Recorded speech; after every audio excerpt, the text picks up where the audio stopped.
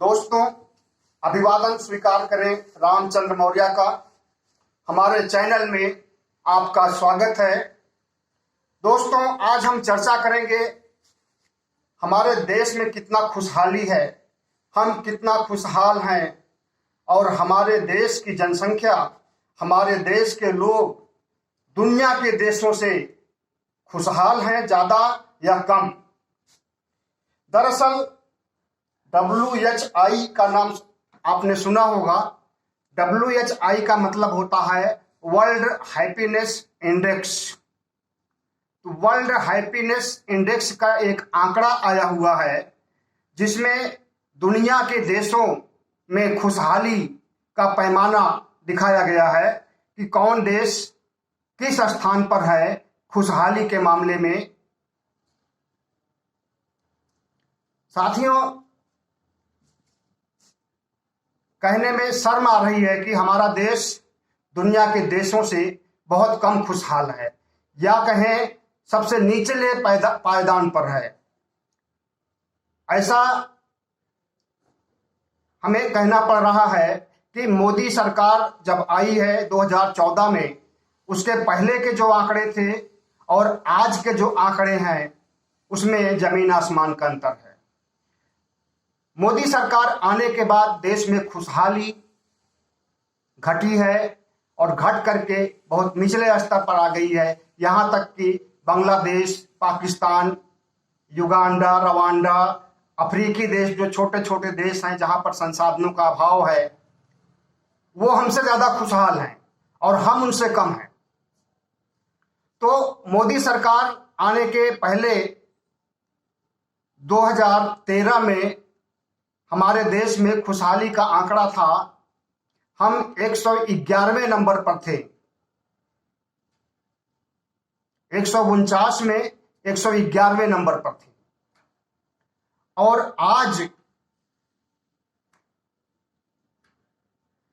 आज हमारी स्थिति ये है कि 149 में हम 139वें नंबर पर हैं। हमसे भी बुरे बहुत कम देश हैं, सिर्फ हमसे भी कम खुशहाल बहुत कम देश हैं, सिर्फ 4 देश हैं जो हमसे कम खुश हैं। बाकी दुनिया के सारे देश हमसे ज्यादा खुश हैं। पाकिस्तान हमसे 37 पायदान ऊपर है, थोड़ा बहुत नहीं, 37। इसी तरह से नाइजीरिया, रवांडा, उगांडा भी खुशहाली के मामले में हमारे देश से ज्यादा संपन्न है। साथियों, 2013 में और 2021 में 7-8 सालों का अंतर है। इन 7-8 सालों में हमारी अर्थव्यवस्था, हमारी खुशहाली और बढ़नी चाहिए थी, लेकिन अर्थव्यवस्था माइनस में चली गई है और खुशहाली का आंकड़ा भी घट गया है। सबका साथ, सबका विकास करने वाले हमारे प्रधानमंत्री के आंकड़े अच्छे दिन आएंगे, वो जुमले 15-15 लाख देंगे, वो जुमले सब ध्वस्त हो गए और हमारे यहाँ खुशहाली के बजाय गमों का दौर का आंकड़ा बढ़ गया है। साथियों, वर्ल्ड हैप्पीनेस इंडेक्स यह साबित करता है कि हमारी सरकार हमारे लिए क्या करती है और हमारे देश की इकोनॉमी कैसी है, हमारे देश की सामाजिक, आर्थिक, राजनीतिक हर स्थितियां कैसी हैं। और कहने में शर्म आती है कि सभी परिस्थितियों में राजनीतिक गिरावट आई है, सामाजिक गिरावट आई है, हिंदू मुस्लिम करके समाज को बांटने का काम किया गया है, धर्म के नाम पर नफरत फैलाई गई है, विषमन किया गया है, जहर घोला गया है समाज में। इस तरह से सामाजिक अगर कोई पैमाना हो तो उसमें भी हम सबसे नीचे ही जाएंगे। सामाजिक स्तर भी हमारा गिरा है। आर्थिक के मामले में आपको पता ही है कि हमारी GDP कहाँ थी और कहाँ है। जब मनमोहन सिंह सरकार थी तो उस समय 6 और 7 के आसपास हमारी जीडीपी थी। आज हमारी जीडीपी माइनस में चल रही है और इस माइनस में 0.23 हो गया था, एक समय ऐसा भी था।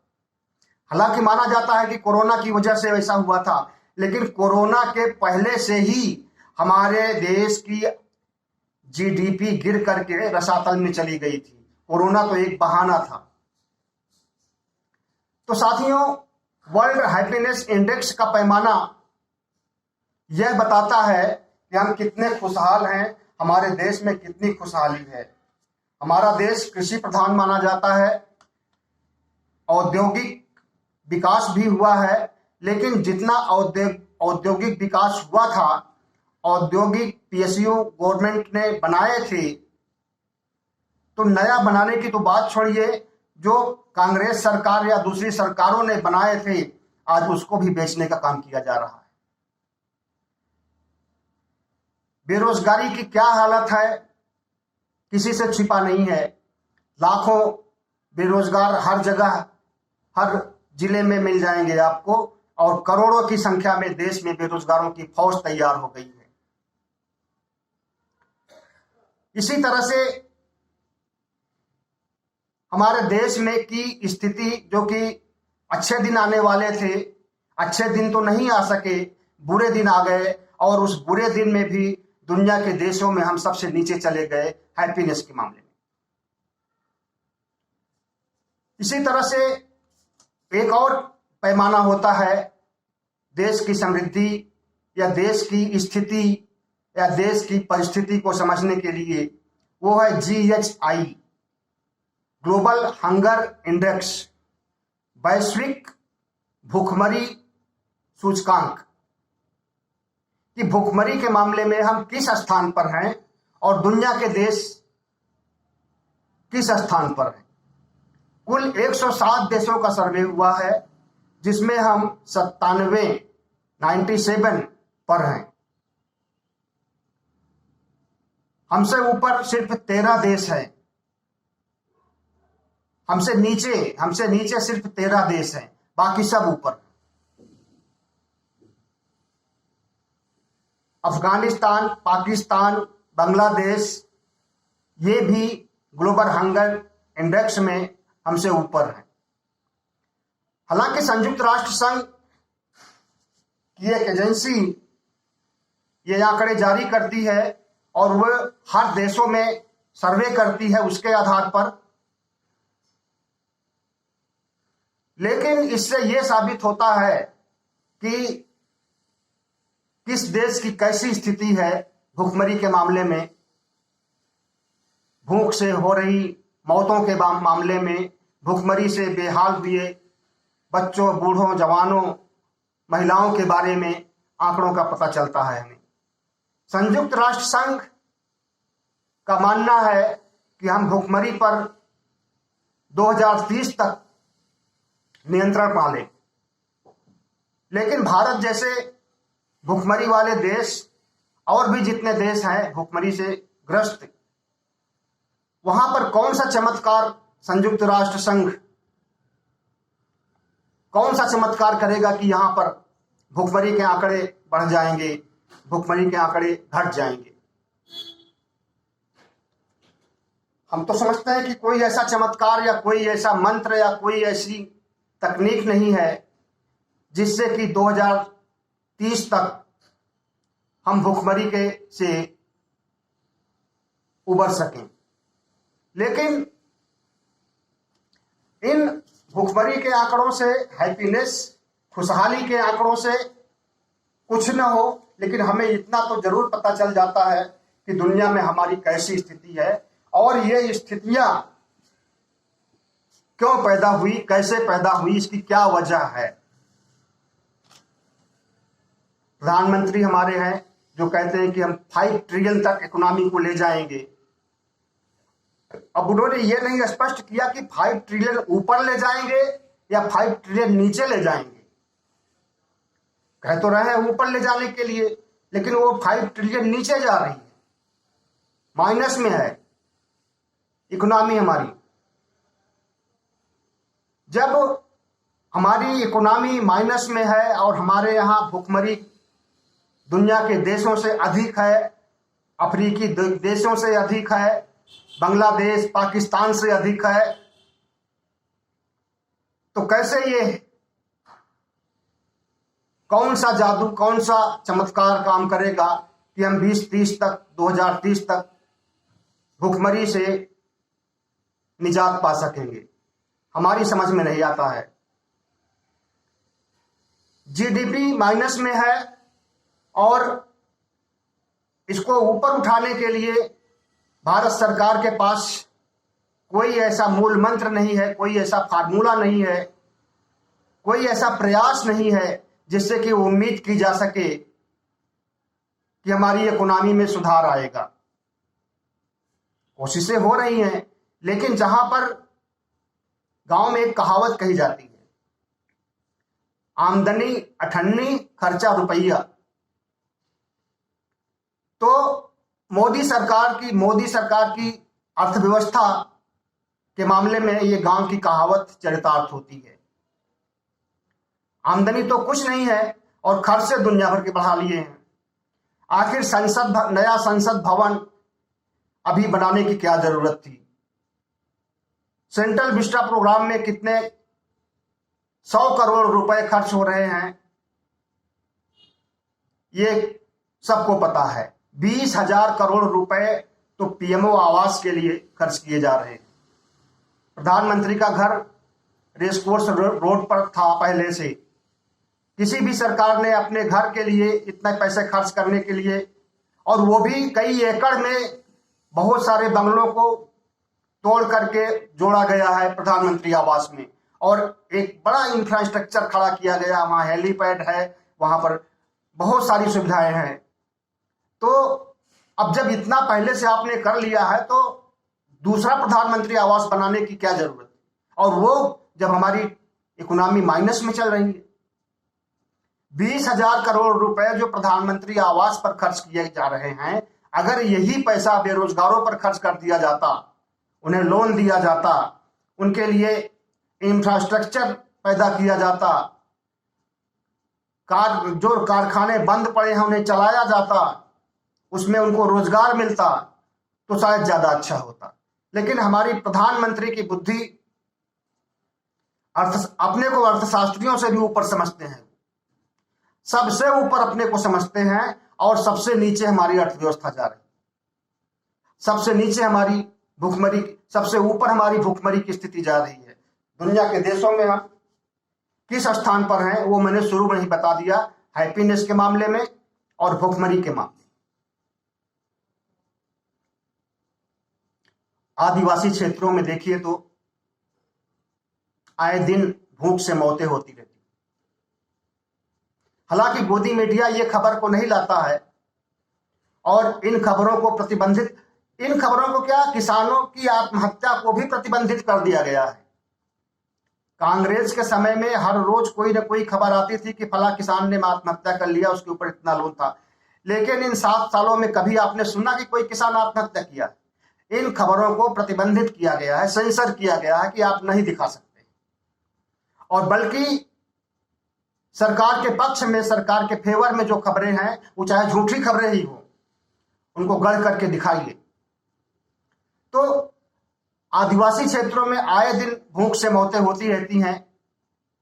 बच्चे कबाड़ी का काम करते हैं, कूड़े के ढेर में खाने पीने की चीजें ढूंढते हैं। ये बातें सिर्फ कही नहीं जा रही, देखी गई हैं, देखी जाती हैं। आदिवासी क्षेत्रों की बात छोड़िए, दिल्ली में देखिए कूड़े के ढेर में बच्चे खाने पीने की चीजें खोजते रहते हैं।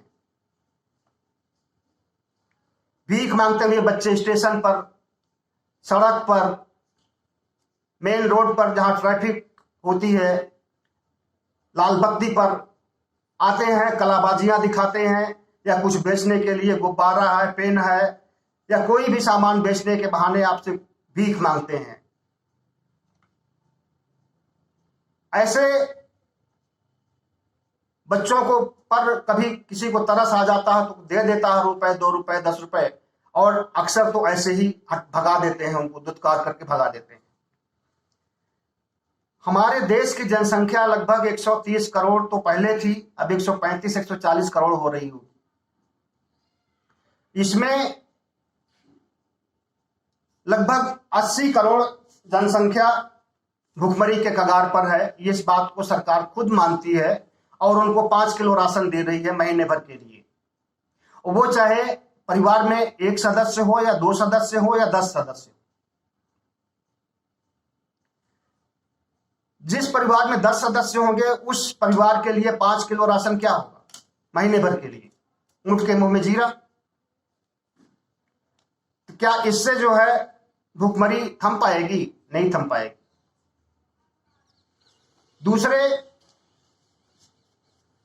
जहां पर हमें रोजगार मिलता है, जो इकाइयां सरकारी नौकरियां देती हैं, पीएसयू जितने बने हुए हैं,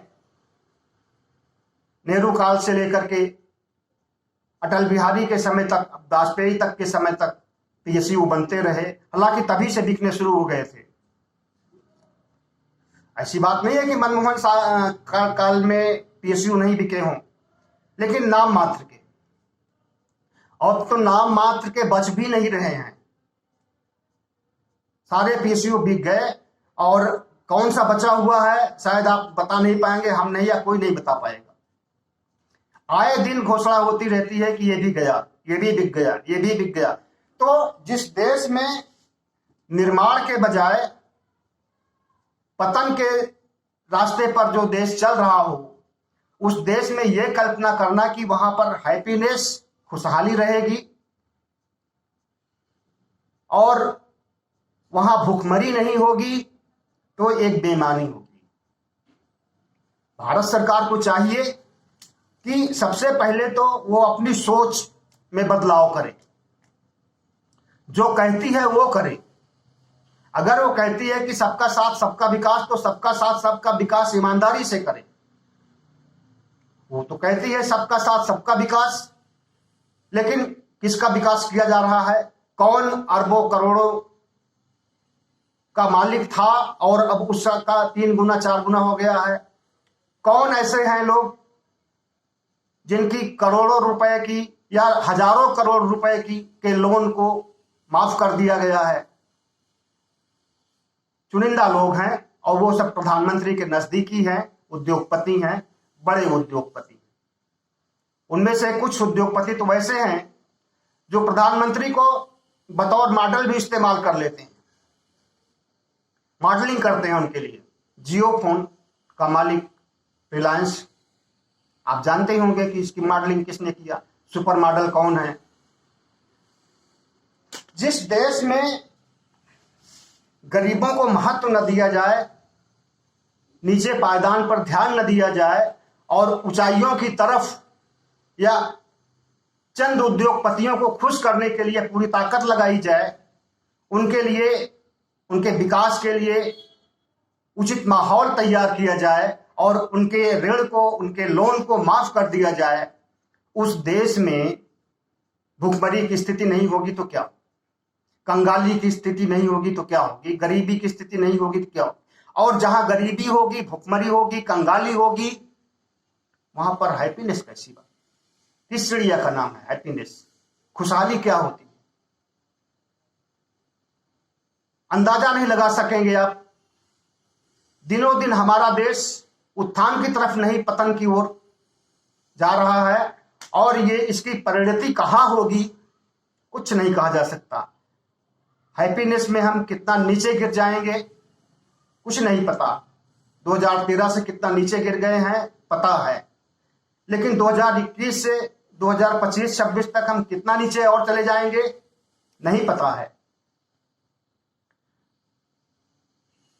विश्व वैश्विक hunger index, global hunger index में हम किस स्थान पर पहले थे, किस स्थान पर आज हैं, ये तो पता है, लेकिन किस स्थान पर आज के 4 साल 2 साल बाद होंगे नहीं पता है। तो भारत की स्थिति और भारत की अर्थव्यवस्था और भारत में खुशहाली, भारत में भुखमरी बढ़ रही है और इस बढ़ने के लिए अगर कोई जिम्मेदार है, व्यवस्था है। बहुत बहुत धन्यवाद। अगर वीडियो कुछ अच्छा लगा हो तो ज़रूर सब्सक्राइब कीजिएगा, लाइक कीजिएगा, शेयर कीजिएगा। आप शेयर करेंगे तो ये और लोगों के पास पहुंचेगा और उन्हें ये सच का आईना दिखाएगा हमारा वीडियो। बहुत बहुत धन्यवाद, बहुत बहुत धन्यवाद।